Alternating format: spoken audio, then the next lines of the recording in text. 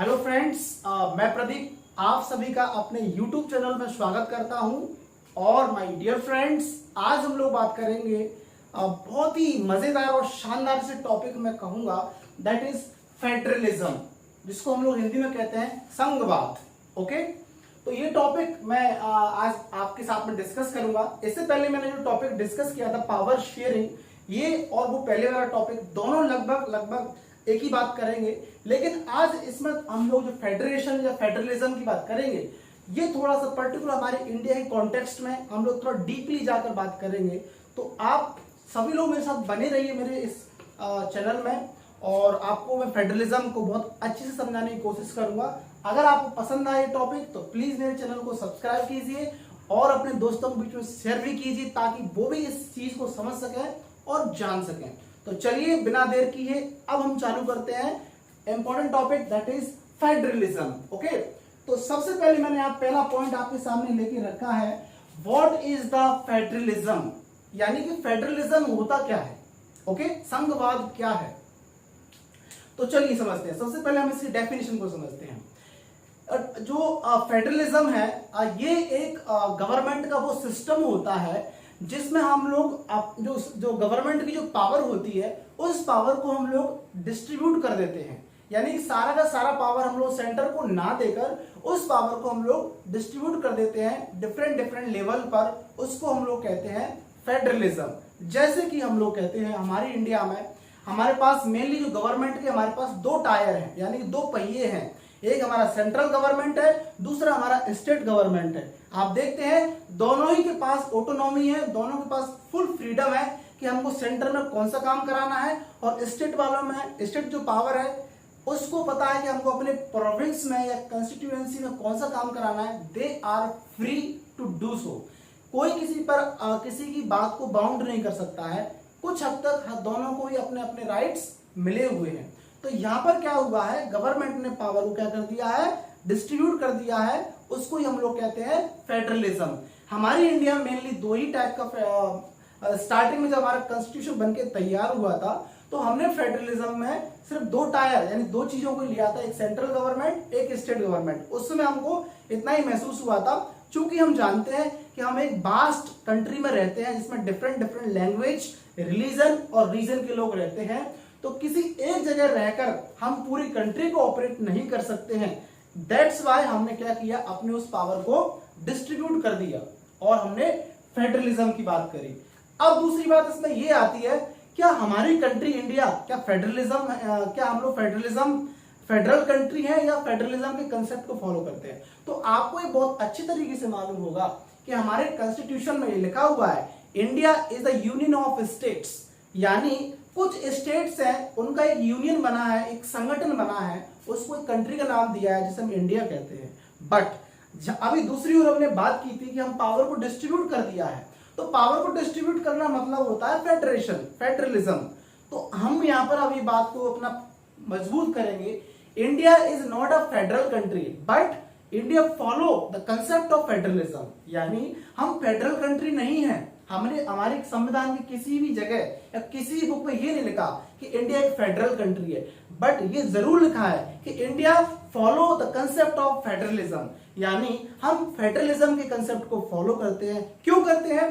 क्योंकि फेडरलिज्म जो है कंसेप्ट, ये डेमोक्रेसी की पुख्ता सबूत है। ये डेमोक्रेसी को मजबूत करने का बहुत बड़ा कंसेप्ट है। अगर आप एक बहुत अच्छी डेमोक्रेटिक कंट्री बनाना चाहते हैं, तो वहां पर आपको डेफिनेटली फेडरलिज्म को अडॉप्ट करना होगा। जैसे पहले लेक्चर को मैं थोड़ा सा रिकॉल करना चाहूंगा। आपको मालूम होगा कि बेल्जियम एक छोटी सी कंट्री होने के बावजूद वहां पर उनको वहां की गवर्नमेंट सेंटर में ना होते हुए उन्होंने अपने पावर को स्टेट में, प्रोविंस में क्या कर दिया था, डिस्ट्रीब्यूट कर दिया था। उस कारण से बेल्जियम काफी अच्छी तरीके से अपनी कंट्री को चला पाया। क्यों? क्योंकि हमने देखा कि बेल्जियम में डिफरेंट लैंग्वेज के लोग, कुछ लोग डच लैंग्वेज बोलते हैं, कुछ फ्रेंच बोलते हैं, कुछ जर्मन बोलते हैं। उस कारण से उन लोगों के बीच में काफी ज्यादा कन्फ्लिक्ट्स हुए थे। इस कारण से वहां की गवर्नमेंट इंटेलेक्चुअल लेवल पे बहुत अच्छी तरीके से पावर को डिस्ट्रीब्यूट किया, और आज वहां पर काफी लोग हार्मनी के साथ में रहते हैं। वहीं दूसरी ओर मैंने बात किया श्रीलंका की, तो श्रीलंका भी एक छोटा सा आइलैंड कंट्री है जिसने फेडरलिज्म कंसेप्ट को प्रॉपर तरीके से अडॉप्ट नहीं किया, इंटेलेक्चुअल लेवल पर काम नहीं किया, और उन्होंने अपनी पूरी कंट्री की जो सोवरेनिटी है या जो पूरा पावर है वो सिर्फ और सिर्फ सेंटर के हाथ में रखा, जिस कारण से श्रीलंका में हमेशा कुछ ना कुछ डिस्प्यूट्स होते रहते हैं, चाहे हम सिविल डिस्प्यूट्स कहें, चाहे हम लोग बाहरी किसी इंटरनल एक्सटर्नल मैटर की बात करें। तो अब हम लोग प्रॉपर अपने इंडियन कॉन्टेक्स्ट में बात ये करेंगे, यस हमारी इंडिया ने फेडरलिज्म के कंसेप्ट को बहुत ही बेहतरीन तरीके से अडॉप्ट किया है।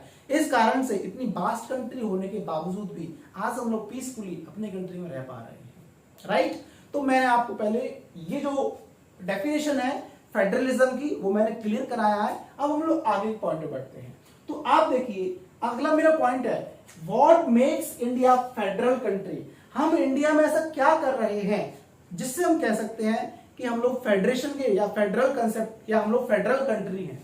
तो देखिए जैसे कि मैंने अभी फिर से कहा, फिर दोहराऊंगा, फेडरल या फेडरेशन या federalism means to distribute the power among the different bodies.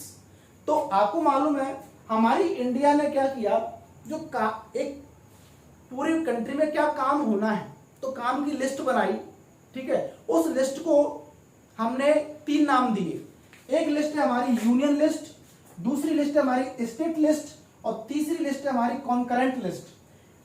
समझ रहे हैं, यानी काम की सूची या काम की जो लिस्ट है उसको 3 नाम दिए। एक लिस्ट रहेगी सेंटर के पावर पास कि सेंटर को कौन कौन से काम कराने होंगे जिसमें स्टेट किसी भी प्रकार से इंटरवीन नहीं करेगा। वहीं दूसरी ओर एक लिस्ट होगी स्टेट की, राज्य के पास एक कार्य सूची होगी जिसमें किसी प्रकार से यूनियन इंटरवीन नहीं करेगा। तीसरी लिस्ट है कंकरेंट लिस्ट, यानी ये वो लिस्ट होती है जिसमें आपका यूनियन या सेंट्रल और स्टेट दोनों मिलकर काम करते हैं, यानी जो कार्य की सूची है उसमें दोनों की भागीदारी रहती है, उसको हम लोग कहते हैं कंकरेंट लिस्ट। तो जैसे कि अभी हम लोग समझते हैं कि इंडिया में यूनियन लिस्ट क्या होती है या सेंट्रल लिस्ट में कौन कौन से काम है। तो जैसे कि अब बात करते हैं, जब हम डिफेंस की बात करेंगे, यानी डिफेंस पे हमको डिफेंस फोर्स तैयार करना है, कंट्री की सिक्योरिटी हमको बनानी है, तो उसमें जो सिक्योरिटी का जो पावर होगा वो सेंटर के पास होगा, ना कि किसी स्टेट के पास होगा, पहली बात। दूसरी बात, एक्सटर्नल मैटर्स यानी हमारी कंट्री की जो रिलेशनशिप है किसी बाहरी कंट्री के साथ में, जो भी हम लोग पैक्ट साइन करते हैं, जो ट्रीटी साइन करते हैं, क्या वहां से हम लोग इंपोर्ट और एक्सपोर्ट करते हैं, ये सारी चीजों का जो लेखा जोखा या जो पूरा जो कैलकुलेशन होगा या पूरा राइट्स होगा वो भी सेंटर के पास होगा, ठीक है। तीसरी बात बहुत इंपॉर्टेंट, कम्युनिकेशन भी ये पूरा हमारा कैसा पार्ट है, सेंटर के पास है, इसका सारा काम सेंटर देखता है। वहीं दूसरी ओर देखेंगे स्टेट, तो ऐसे कौन कौन से कार्य हैं जो स्टेट देखता है, तो आप देख सकते हैं एजुकेशन स्टेट देखता है, एग्रीकल्चर है स्टेट देखता है, ट्रेड है व्यापार करना, कॉमर्स से रिलेटेड कोई भी काम है उसको स्टेट देखता है, समझ रहे हैं आप, स्टेट देखता है।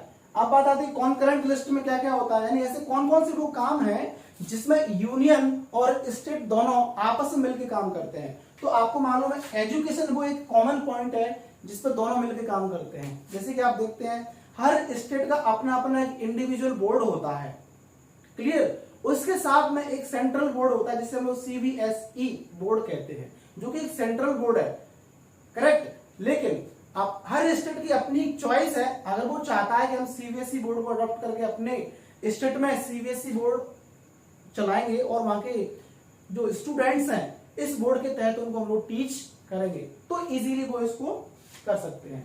दूसरा पुलिस फोर्स है, तो पुलिस फोर्स हमारा स्टेट का भी रहेगा और सेंटर का भी रहेगा, तो इन दोनों केसों में पुलिस फोर्स जो फोर्स है हमारा, यानी इंटरनल मैटर में जो इंटरनल कन्फ्लिक्ट्स है उनके लिए पुलिस होती है, तो वो दोनों कंकरेंट लिस्ट में हमारी आ जाएगी। एग्रीकल्चर भी हमारी इसी लिस्ट में कंकरेंट वाली लिस्ट में आ जाएगी।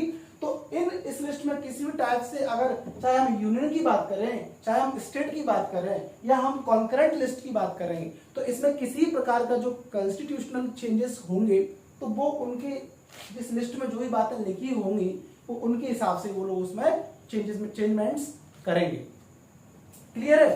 तो ये यहाँ पर हमने देखा कि ये सारी चीजें हमारे इंडिया में होती हैं, यानी पावर को डिस्ट्रीब्यूट किया है, इसलिए हम कह सकते हैं कि India really follow the federal concept, clear.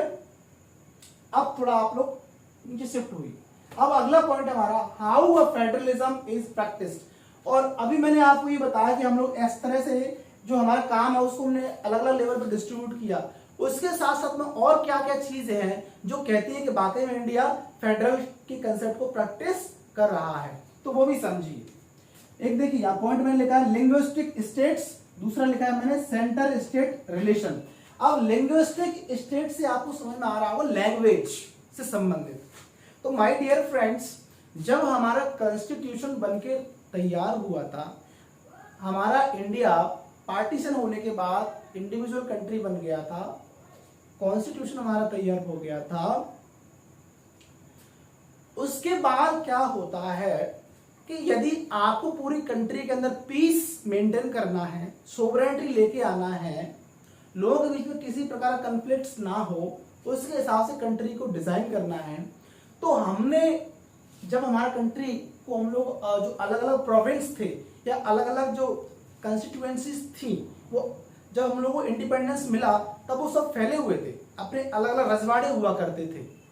तो अब उनको सबको हमको इकट्ठा करके एक टैग लगाना है कि हम इंडिया के सब भारत इंडियन लोग हैं सभी की सभी।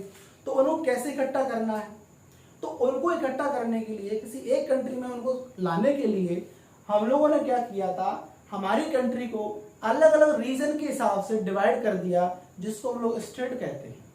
अब स्टेट का भी हमने निर्माण किया, वो कैसे किया, कैसे हमने कह दिया कि यहाँ भी झारखंड है, ये आपका महाराष्ट्र है, ये आपका केरल है, ये आपका गुजरात है, समझ रहे हैं। तो सबसे पहले हमारी जो प्रायोरिटी थी राज्य बनाने की, वो हमारे कॉन्स्टिट्यूशन में सबसे पहले लिखी गई थी कि आपको ये चेक करना होगा कि किस रीजन में अधिकांश जो लोग हैं किस भाषा को बोलते हैं। जिस रीजन में जितना अधिक भाषा बोली जाती है, उस रीजन को सेपरेट करके उस भाषा के आधार पर ही उस राज्य का निर्माण किया जाए। बात समझ में आपको आती है। तो जैसे आप देखते हैं गुजरात है तो गुजरात में गुजराती भाषा बोली जाती है, आप केरल है तो केरल में केरल मलयालम भाषा बोली जाती है। तो फर्स्ट ऑफ ऑल सबसे पहले हम लोगों ने क्या किया था, राज्यों का जो गठन किया था वो भाषाओं के आधार पर किया था। वहीं दूसरी ओर आपको ये भी मालूम है कि हमारे भारत देश की कोई भी नेशनल लैंग्वेज नहीं है। ओके, शुरू में 1965 में हम लोगों ने क्या किया था कि हमारी जो हिंदी लैंग्वेज है उसको हमने ऑफिशियल लैंग्वेज बना दिया था, और इंग्लिश को ऑफिशियल लैंग्वेज से हम लोगों ने क्या कर दिया था, एलिमिनेट कर दिया था। लेकिन वहीं दूसरी ओर आपको जान के ताज्जुब होगा कि हमारी इंडिया में सिर्फ और सिर्फ 40% जनसंख्या ऐसी है जो कि हिंदी भाषा बोलती है, जिसमें अधिकांश हम लोग क्षेत्र ले सकते हैं। मध्य प्रदेश है, आपका उत्तर प्रदेश है, राजस्थान है, बिहार है, छत्तीसगढ़ है, ये कुछ हमारे राज्य हैं जिन पर मेनली हम लोग हिंदी भाषा बोलते हैं। लेकिन वही दूसरी ओर आप चले जाएंगे हमारे साउदर्न पार्ट में, तमिलनाडु चले जाइए, आप केरल चले जाइए, बेंगलोर चले जाइए, तो वहां पर कन्नड़ है, तमिल भाषा है, मलयालम भाषा है, ये भाषा बोली जाती है। उनके पास या तो रीजनल लैंग्वेज बोलते थे या वो इंग्लिश लैंग्वेज बोलते थे। तो जैसे ही 1965 में हिंदी को ऑफिशियल लैंग्वेज डिक्लेयर किया था, तो काफी ज्यादा हमारे कंट्री के अंदर कॉन्फ्लिक्ट्स, झगड़े वगैरह होना चालू हुए थे। काफी बड़े बड़े लेवल पर हमको ऐसा मालूम है कि हमारे तमिलनाडु में तो बहुत लंबे चौड़े प्रोटेस्ट चालू हो गए थे। क्यों? क्योंकि हिंदी को ऑफिशियल डिक्लेयर कर दिया था। लेकिन उस समय बाद हमारे जो पॉलिटिकल लीडर्स हैं उनको इस बात का रियलाइजेशन हो गया था कि हमारी कंट्री की कोई एक खास लैंग्वेज नेशनल लैंग्वेज नहीं बन सकती है। अब हमको यहाँ पर थोड़ा सा फ्लेक्सिबल होना पड़ेगा। किसमें? In terms of language. जब हम लैंग्वेज की बात करेंगे तो कोई एक रिजिड लैंग्वेज हम लोग नहीं बना सकते हैं। क्यों? क्योंकि हमारी कंट्री में अलग अलग भाषा के लोग, भाषाओं के आधार पर लोग रहते हैं, अलग अलग भाषाएं बोलते हैं। तो हमारे देश की कोई भी एक ऑफिशियल लैंग्वेज नहीं हो सकती है, कोई नेशनल लैंग्वेज नहीं होती है, तो आपको मालूम है। बट यस, हिंदी को हमने ऑफिशियल लैंग्वेज बनाने के साथ साथ में इंग्लिश को भी हमने क्या किया है, ऑफिशियल लैंग्वेज बनाया है। वहीं दूसरी ओर, ये तो सेंटर की बात हो गई, दूसरी ओर यदि कोई स्टेट है तो वो अपने स्टेट में किस भाषा को अधिक बोला जाता है, उस भाषा को अपने उस स्टेट में ऑफिशियल लैंग्वेज का दर्जा दे सकता है। क्लियर है? तो इस तरीके से भाषाओं के हिसाब से क्या हुआ था, राज्यों का बंटवारा हुआ था। दूसरी ओर हमने देखा कि और किस तरीके से हमने अपने राज्यों का गठन किया था, निर्माण किया था।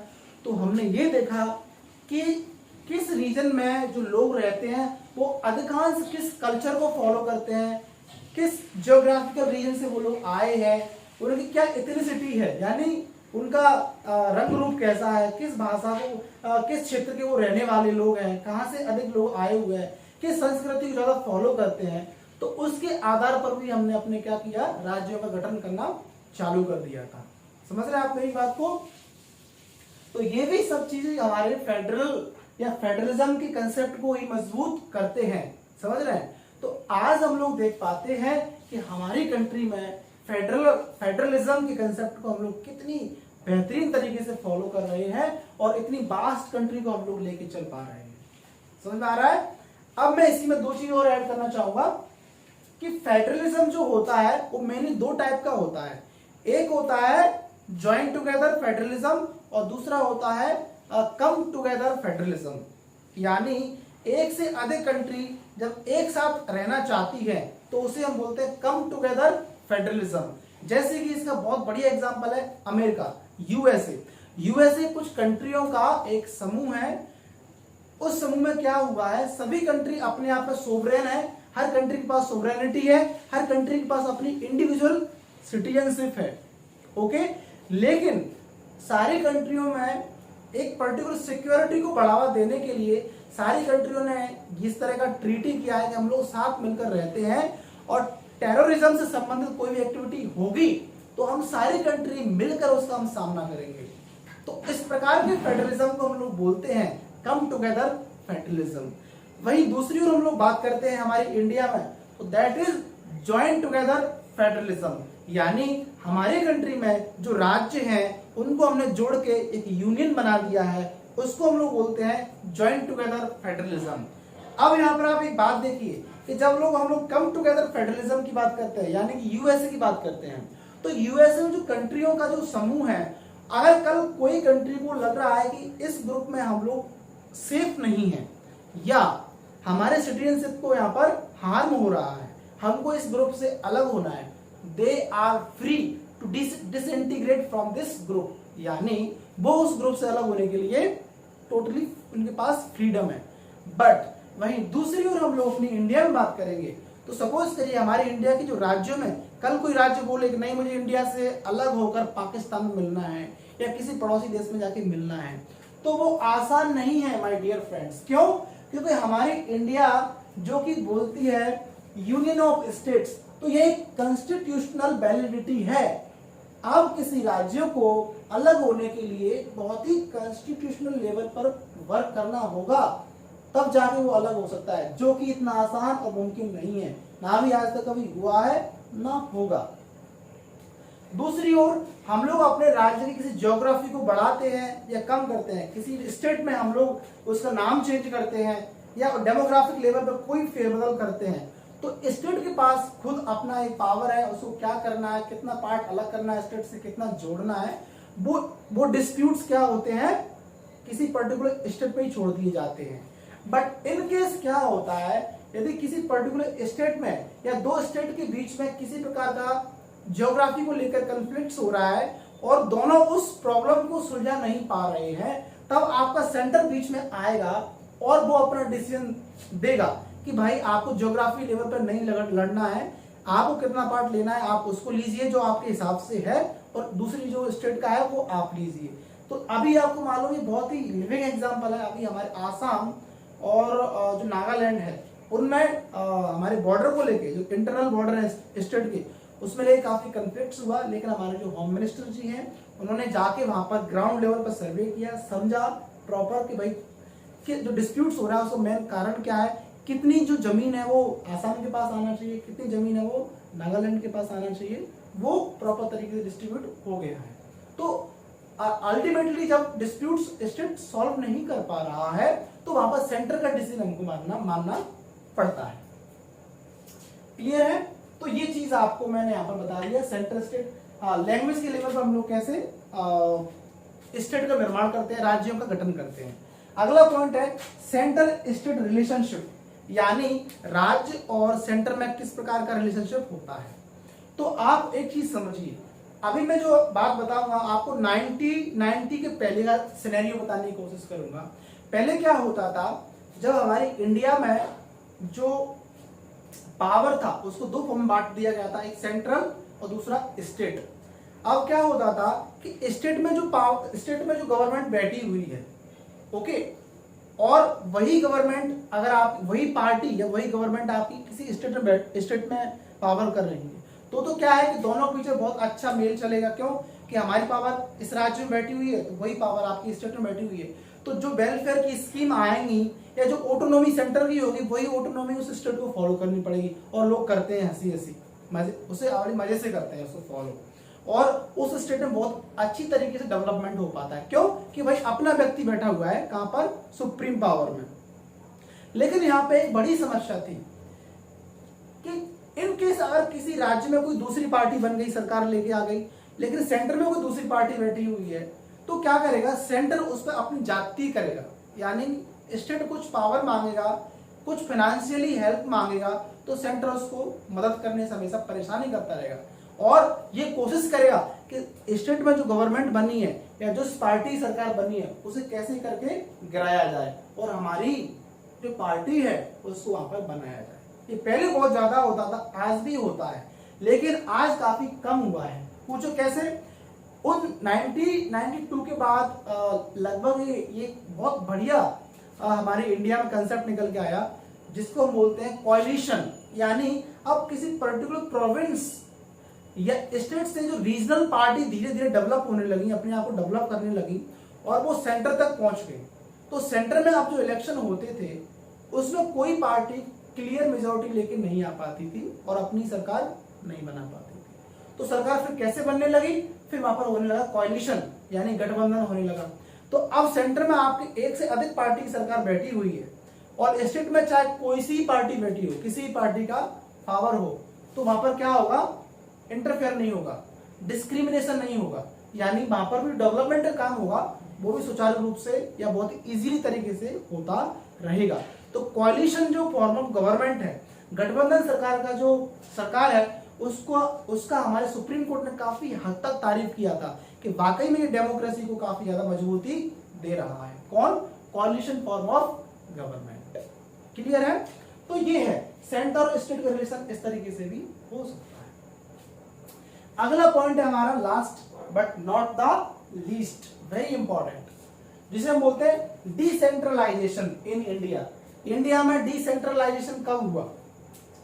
तो डिसेंट्रलाइजेशन का पहले मतलब समझिए क्या होता है। जैसे कि मैंने बताया कि हमारी इंडिया में गवर्नमेंट के दो टायर हैं, एक सेंट्रल गवर्नमेंट, दूसरा स्टेट गवर्नमेंट। तो आपने अब सने सने ग्रेजुअली हमको ये फील होने लगा था कि अगर कोई व्यक्ति सेंटर में बैठ के हमारे इंडिया के हर एक कोने तक वेलफेयर स्कीम को भेजे, तो क्या ये मुमकिन है? नहीं मुमकिन है। तो हमने सेंट्रल गवर्नमेंट बनाया। फिर भी हमने देखा कि हमारे किसी पर्टिकुलर छोटे से गांव में, एक छोटे से किसी टेरिटोरियल है, उसमें कोई भी डेवलपमेंट का काम होना है, तो वहां की प्रॉब्लम को अच्छी तरीके से स्टेट में जो सीएम बैठा है वो समझ पाएगा, या उसी क्षेत्र में कोई रीजनल वहां का लीडर है वो समझ पाएगा। सॉरी। तो हमने एक कंक्लूजन निकाला कि जो क्षेत्र में या उस रीजन में जो व्यक्ति बैठा हुआ है वो वहां की प्रॉब्लम को, रियल ग्राउंड प्रॉब्लम को एब्जॉर्व कर सकता है, समझ सकता है। तभी हम देख सकते हैं कि इंडिया के हर कोने में डेवलपमेंट का कार्य होगा। तो क्या किया, अब हमने पावर को और ग्रेस्प किया। अब हमने पावर को डिस्ट्रीब्यूट कर दिया तीन पार्ट में, सेंट्रल पावर, स्टेट पावर और third power, that is very very important, आप सभी जानते हैं, उसको हम लोग बोलते हैं local government. Okay, local government या पंचायती राज। पंचायती राज के बारे में आप सभी जानते हैं। तो लोकल गवर्नमेंट को हमने दो पार्ट में डिवाइड किया। जो लोकल गवर्नमेंट है हमारा, उसको हमने दो पार्ट में डिवाइड किया। एक हमारा होता है रूरल और दूसरा होता है हमारा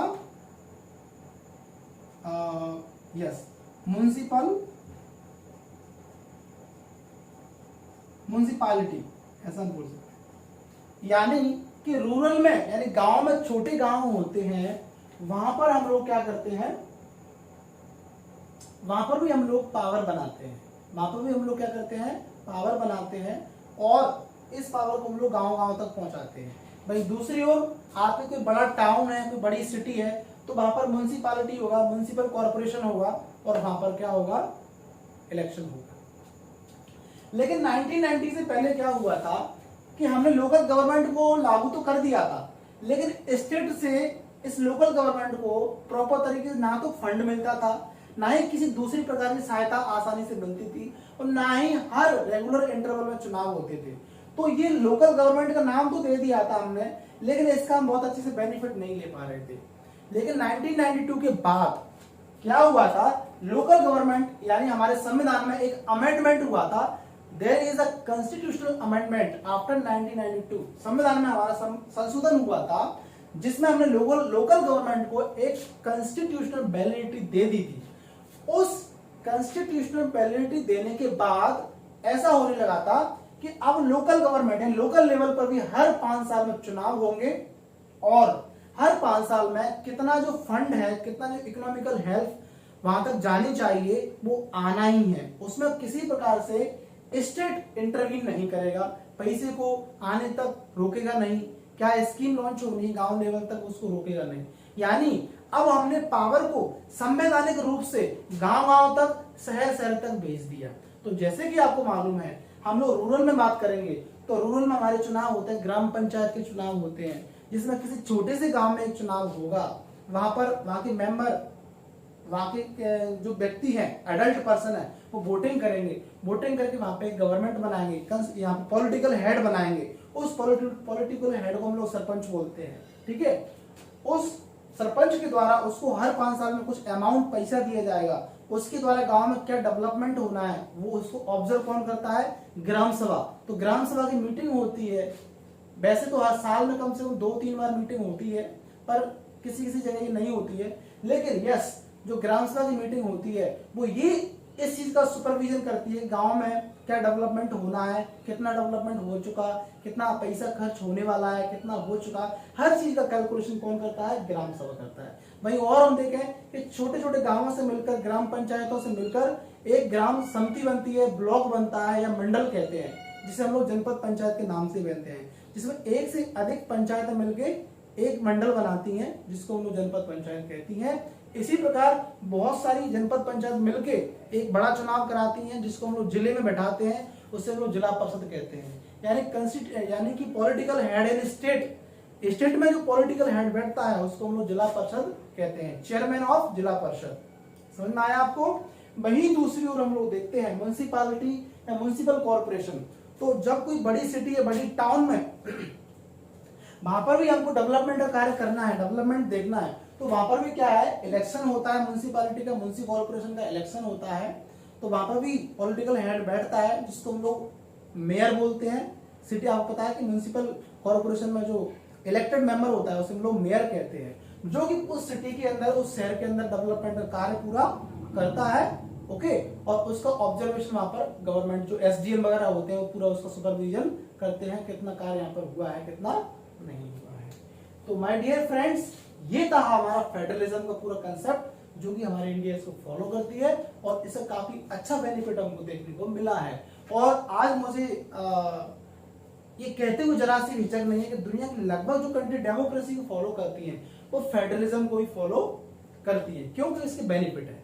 क्योंकि अगर पावर को आप रिलीज कर देंगे अलग अलग लेवल पर, तो काम बहुत अच्छे से होगा, और कंट्री के अंदर जो कॉन्फ्लिक्ट्स होते हैं, जो प्रोटेस्ट होते हैं, वो आप उनको कहीं हद तक रोक सकते हैं।